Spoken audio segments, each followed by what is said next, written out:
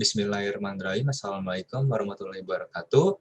Kami dari kelompok 1 akan membawakan presentasi tentang matkul elektronika. Yang pertama, kita akan berkenalkan diri, ada 6 orang di sini.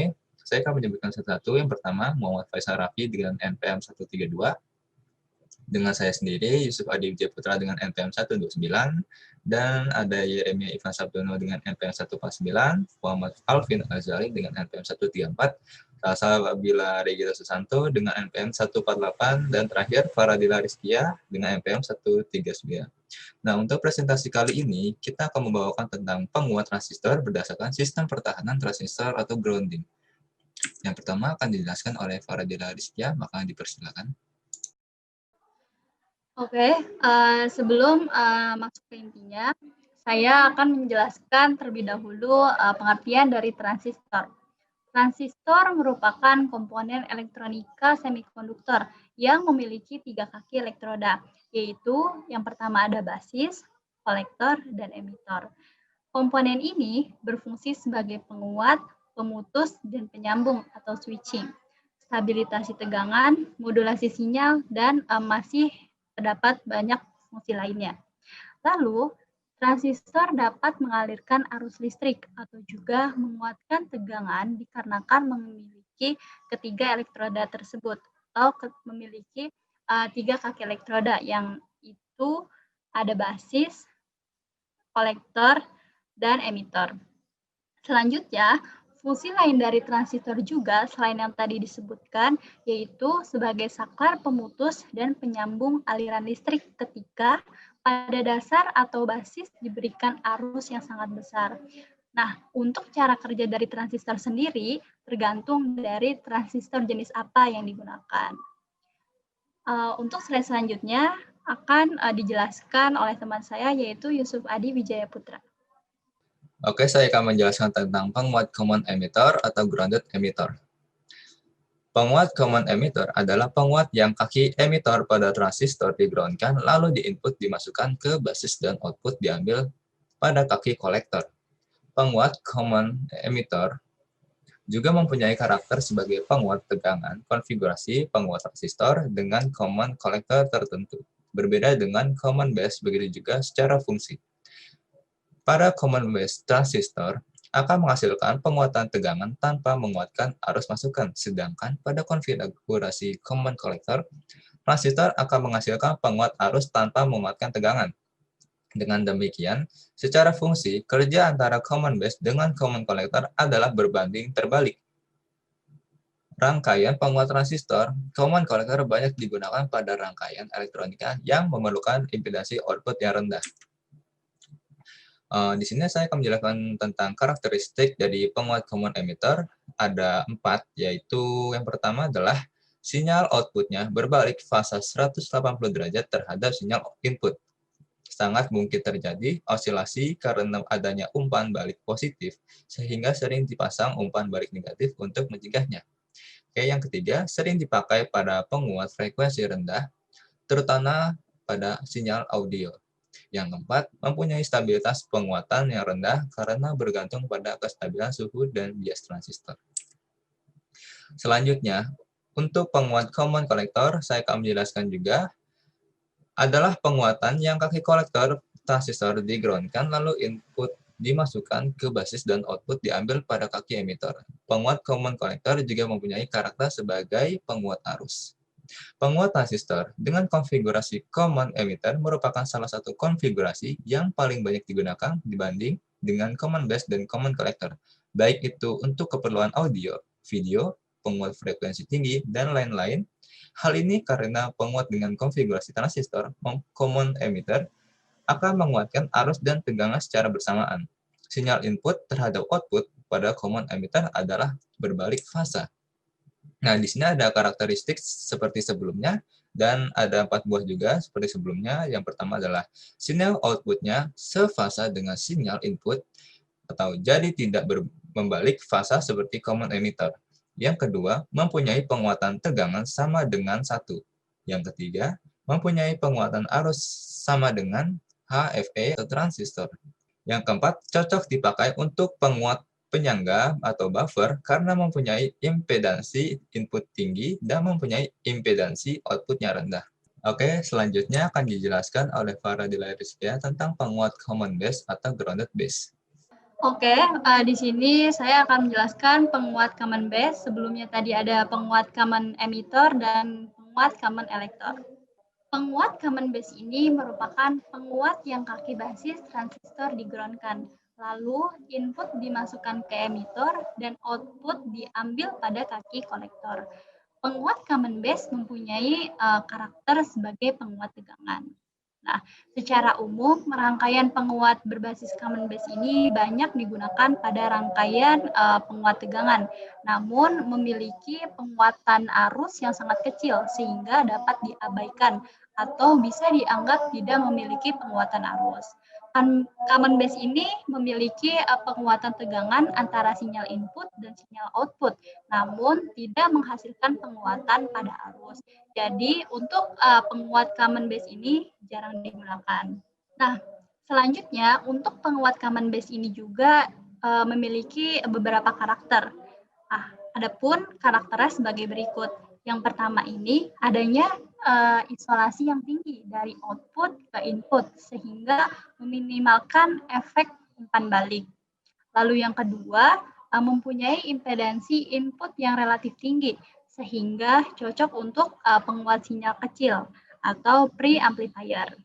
Yang ketiga, sering dipakai pada penguat frekuensi tinggi pada jalur VHF dan UHF. Dan yang terakhir, untuk karakteristik dari penguat common base ini yaitu dia bisa juga dipakai sebagai buffer atau penyangga. Jadi penguat daya kelas A ini memiliki titik kerja efektifnya sekitar setengah dari tegangan VCC. Cara kerjanya pun memerlukan bias awal agar penguat ini dalam kondisi siap saat menerima sinyal. Biasanya penguat ini digunakan untuk daya sedang atau kecil sekitar kurang dari 10 watt. Sehingga penguat daya kelas A ini menjadi penguat dengan efisien terendah sekitar 25% sampai 50%. Dikarenakan penguat diberi prategangan yang membuat rangkaian selalu menghantar tetapi tidak menerima masukan. Transistor juga tetap bekerja pada daerah yang aktif dengan menggunakan arus yang konstan yang menyebabkan terjadinya pembuangan daya.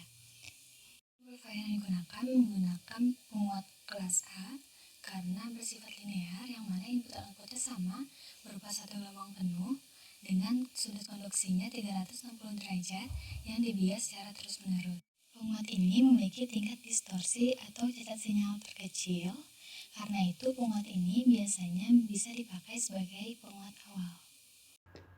Penguat kelas B adalah penguat yang bekerja berdasarkan tegangan bias dari sinyal input yang masuk. Titik kerja penguat kelas B berada di titik cut-off transistor.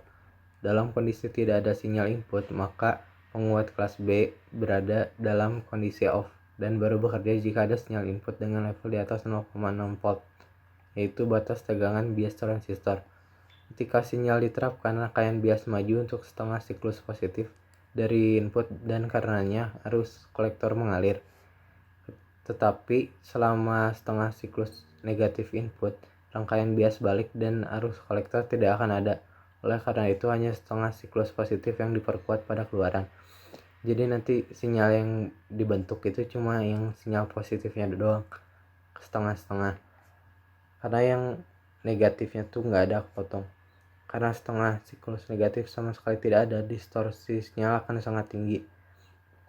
Juga ketika sinyal yang diterapkan meningkat, keluaran daya akan lebih banyak. Tapi jika dibandingkan dengan penguat daya kelas A, efisiensi keluaran meningkat. Nah, untuk meminimalkan kerugian dan mencapai distorsi rendah, efisiensi tinggi, dan daya keluaran tinggi, konfigurasi push-pull kelas B digunakan dalam penguat kelas B. Penguat kelas B cocok dipakai pada penguat akhir sinyal audio karena bekerja pada level tegangan yang relatif tinggi, di atas 1 volt. Meskipun efisiensi penguat daya kelas B lebih tinggi daripada kelas A, karena hanya 1,5 siklus input yang digunakan. Distorsi tinggi, selain itu daya input tidak digunakan sepenuhnya. Untuk mengatasi masalah ini, konfigurasi push-pull diperkenalkan di penguat kelas B. Rangkaian daya kelas B push-pull ini terdiri dari transistor identik yang si basisnya tuh dihubungkan ke sinyal input. Halo, nama saya Muhammad Faisal Raffi, NPM 132. Di slide ini saya akan menjelaskan tentang penguat daya kelas AB dan kelas C. Power amplifier kelas AB ini dibuat bertujuan untuk membuat penguat sinyal yang tidak cacat atau distortion dari penguat kelas A, dan untuk mendapatkan efisiensi daya yang lebih baik seperti pada amplifier kelas B. Karena amplifier kelas A memiliki efisiensi daya yang rendah yang disebabkan titik kerja berada di tengah-tengah VCC, tetapi memiliki kualitas sinyal yang terbaik. Sedangkan amplifier kelas B memiliki efisiensi daya yang baik karena titik kerja mendekati VCC tetapi kualitas suara yang kurang baik. Sehingga dibuatlah amplifier kelas AB yang memiliki efisiensi daya penguatan sinyal kurang lebih 60% dengan kualitas sinyal audio yang baik. Ciri dan karakteristik kelas AB diantaranya memperkuat sinyal AC lebih besar dari 180 derajat, kualitas penguatannya di atas kelas B, titik kerjanya di antara kelas A dan B, efisiensi daya lebih baik di atas kelas A, sinyal input satu gelombang, output lebih besar setengah gelombang. Sudah terdapat arus transistor yang mengalir, efisiensinya 50% sampai 75%. Rangkaian ini biasanya digunakan untuk penguat kelas akhir. Dari rangkaian di slide ini, arus I1 mengalir melewati R1 dan terbagi menjadi ID1 dan IB1. ID1 mengalir melalui dioda dan IB1 mengalir ke dalam basis transistor. Ingat bahwa kurva transkonduktansi transistor adalah sebuah grafik dari IC terhadap VBE. Jika kurva arus tegangan dari dioda identik dengan kurva transkonduktansi, maka arus dioda sama dengan arus kolektor. ID1 sama dengan IC. Ini benar karena VBE pada dioda seperti VBE pada dioda emitor transistor. Dengan menggunakan hukum Kirchhoff untuk arus terhadap titik simpul X, kita dapatkan I1 sama dengan ID1 plus IB1 atau I1 sama dengan IC plus IB1. Namun karena arus basis lebih kecil daripada arus kolektor, maka ditulis I1 IC. Dengan demikian dapat dijabarkan 2 VCE min VR min VD min VD min VR sama dengan 0. VD-nya digabungkan menjadi 2 VD. Karena 2 VCE sama dengan VCC, maka VCC min 2 VR min 2 VD sama dengan 0. Kemudian VCC min 2 IC kali R min 2 VBE sama dengan 0. 2 IC kali R-nya itu dipindahkan ke belah kanan, nilainya berubah menjadi positif.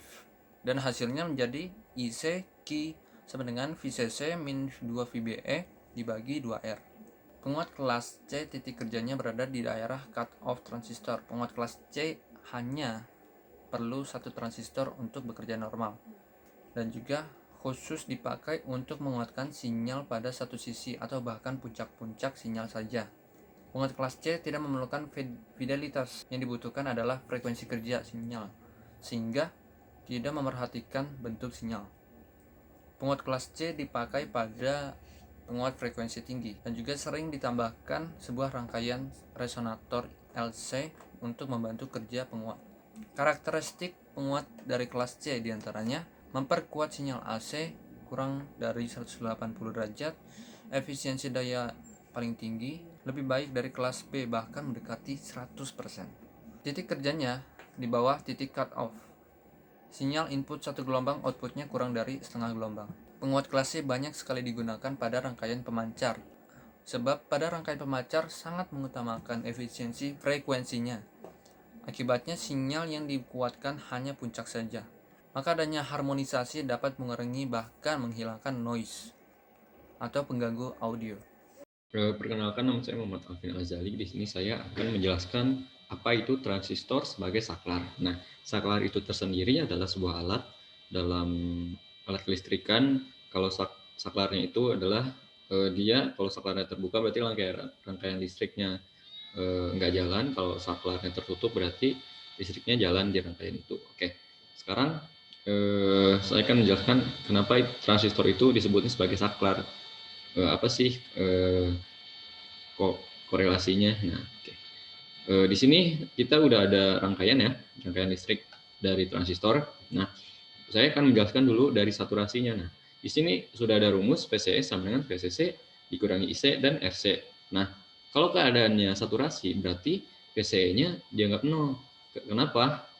Karena ini nih, karena nanti IC-nya itu dia jadi maksimal. Arus yang di IC-nya itu dia jadi maksimal sesuai dengan rumusnya. IC sama dengan VCC dibagi RC. Nah, kenapa sih dia disebut saturasi? Karena ketika IC-nya maksimal, maka nanti VCE-nya itu dia nggak ada voltasenya gitu. Nah, saturasi juga nanti bisa dicari nih dari IB jenuh. Nah, cari IB jenuhnya nanti dari ini dulu, dari resistor dulu ya. Jadi RB itu sama dengan voltase input dikurangi voltase di BE-nya nih, dibagi IB jenuh. Nah, IB jenuh sama dengan IC dibagi I pangkat 2. Atau dalam rumus lain, IB jenuh itu sama dengan IC dibagi beta. Nah, IB jenuh itu apa sih? IB jenuh itu adalah sebuah arus yang di inputnya, sebuah arus maksimal. Jadi IB jenuh itu udah jadi kayak patokan. Kalau tangki bensin itu dia maksimal 2 liter. Jadi kalau ditambah bensin 3 liter, dia tumpah kan. Nah, jadi kayak gitu. Jadi kayak sia-sia aja itulah. Oke, kita next dulu. Nah, ini pada saat cut off, berarti transistor ini bisa disebut sebagai saklar terbuka. Nah, jadi kita ini diganti ya. Tadi kan ada nih ke sebelahnya nih, ke sini. Tapi kita ganti sama saklar tuh, karena ibarat sebagai saklar terbuka. Oke. Kalau saklar terbuka berarti arus IC-nya itu sama dengan 0. Nah, IC sama dengan 0 dimasukin ke rumus yang tadi itu. Jadi VCE sama dengan VCC dikurangi 0 dikali RC. Jadi voltase di CE sama dengan voltase di CC. Kenapa kayak gitu? Karena tadi IC-nya itu 0. Kalau yang tadi kan VCE-nya yang 0, sekarang IC-nya yang 0. Kenapa? Karena mereka itu yang berbanding terbalik gitu. Jadi kalau di cut off itu nanti IC-nya yang 0. Nah, karena IC-nya 0, ketika kita mencari IB, IB-nya juga jadi 0 nih. Udah kita masukkan ya di rumus yang bawah. Oke, kita next. Nah, ini ada sebuah contoh soal ya. Nah, pertama-tama kita itu disuruh cari IC maksimal sama IB maksimal. IC maksimal itu yang dari VCC-nya, kalau yang IB maksimal itu dari inputnya. Yang kalau apa itu keran air itu inputnya itu yang putarannya itu tuh. Nah, IC maksimal itu kita cari tuh dari rumus IC sama dengan VCC dibagi RC ketika VC-nya 0. Kenapa ketika VC-nya 0? Berarti ketika dia saturasi tuh. Nah, ketika dia saturasi tuh berapa sih maksimalnya? Nah, kita cari dulu. IC sama dengan 5 volt. Nih udah ada ya, 5 volt dibagi 0,7. Resistannya tadi kan 0,7. Jadi IC itu sama dengan 7,1 miliampere. Nah, sekarang kita cari arus basisnya yang inputnya tadi. IB sama dengan IC dibagi beta. Betanya udah ada nih di soal. IB-nya berarti sama dengan 7,1 miliampere dibagi 125 sama dengan IB 56,8 nanoampere. Nah, IC sama IB ini menandakan bahwa kalau IC ini berarti arus dari VCC-nya maksimalnya cuma segini, 7,1 nih. Saturasinya cuma segini. Arus basisnya juga sama nih. IB yang di apa itu namanya? Yang dari inputnya itu dia cuma bisa ngeluarin 56,8 mikroampere. Kalau misalkan nanti kita ngasih input terus keluarannya itu I-nya lebih dari 56,8, berarti dia itu udah nggak bisa apa-apa gitu. Jadi kayak sia-sia aja dong. Jadi kayak tadi isi bensin tadi kan dia cuma bisa 2 liter, dia ngasih 3 liter. Jadi kan 1 liter lagi kebuang kan sia-sia. Nah, jadi kayak gitu misalnya. Nah, sekarang kita cari tuh tegangan kolektornya. Tegangan kolektor itu berarti di sini ya, PC. PC itu kita ibaratin dulu inputnya 0, IB-nya 0, dan IC-nya 0. Berarti kalau kayak gini dia cut off kan? Jadi rangkaian cut off kan? Nah, di rumus yang tadi berarti VCC sama dengan VC. Nah, kita hitung lagi nih. VC sama dengan VCC dikurangi IC RC. Karena IC-nya 0, berarti RC-nya juga 0. Jadi VC sama dengan 5 volt. Nah, pada keadaan cut off, VC-nya itu 5 volt nih. Terus tadi nih, kita cek, kita misalin deh voltase inputnya 5 volt. Nah, kita cek dulu dia bakal saturasi atau enggak sih gitu. Jadi kita hitung dulu. Maka rumusnya itu IB sama dengan voltase input dikurangi voltase dari BE. Dari BE yang ini nih, yang transistornya. Dibagi RB, resistansi yang di B. Untuk transistor silikon, VBE-nya 0,7. Bilangan apa sih 0,7 ini? Bilangan itu yaitu adalah transistor silikon itu akan bekerja kalau voltasenya di atas 0,7 volt. Kalau di bawah 0,7 volt, nanti dia nggak bisa bekerja tuh transistor silikonnya. Nah, maka IB sama dengan 5 volt dikurangi 0,7 volt dibagi 50 k ohm. Hasilnya ini IB sama dengan 86 mikroampere. Nah, kalau kan ini kan dia 86 lebih besar daripada 56. Nah, kan keadaan puncak saturasinya kan 56,8. Kalau lebih dari ini berarti ini jadi sia-sia gitu. Jadi nanti kita masuk ke inputnya jangan 5 volt, tapi harus di bawahnya, misalnya 4,5 atau 3,5 atau 3 atau 2,5 atau 2. Nah, seperti itu. Mungkin segitu penjelasan dari saya. Mohon maaf apabila ada kesalahan. Oke, terima kasih.